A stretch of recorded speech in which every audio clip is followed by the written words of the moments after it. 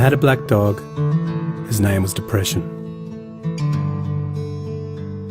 Whenever the black dog made an appearance, I felt empty and life just seemed to slow down. He could surprise me with a visit for no reason or occasion. The black dog made me look and feel older than my years. When the rest of the world seemed to be enjoying life, I could only see it through the black dog. Activities that usually brought me pleasure suddenly ceased to.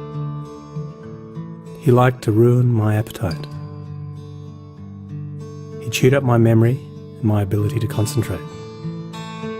Doing anything or going anywhere with the black dog required superhuman strength. At social occasions, he'd sniff out what confidence I had and chase it away. My biggest fear was being found out. I worried that people would judge me. Because of the shame and stigma of the black dog, I was constantly worried that I'd be found out. So I invested vast amounts of energy into covering him up. Keeping up an emotional lie is exhausting. Black dog could make me think and say negative things. He could make me irritable and difficult to be around. He would take my love and bury my intimacy.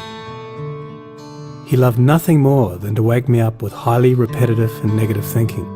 He also liked to remind me how exhausted I was going to be the next day. Having a black dog in your life isn't so much about feeling a bit down, sad or blue. At its worst, it's about being devoid of feeling altogether. As I got older, the black dog got bigger and he started hanging around all the time. I'd chase him off with whatever I thought might send him running. But more often than not, he'd come out on top. Going down became easier than getting up again. So I became rather good at self-medication, which never really helped. Eventually, I felt totally isolated from everything and everyone. The black dog had finally succeeded in hijacking my life. When you lose all joy in life, you can begin to question what the point of it is. Thankfully, this was the time that I sought professional help. This was my first step towards recovery and a major turning point in my life. I learned that it doesn't matter who you are, the black dog affects millions and millions of people.